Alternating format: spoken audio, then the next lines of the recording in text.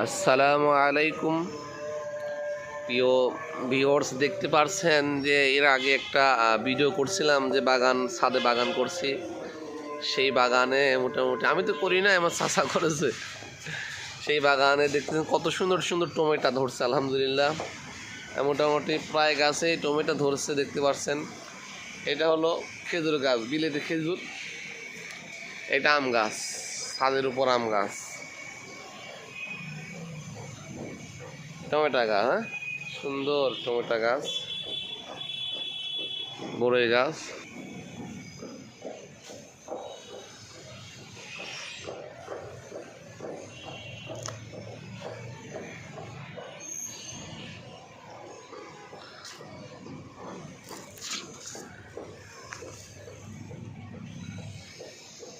ও মা,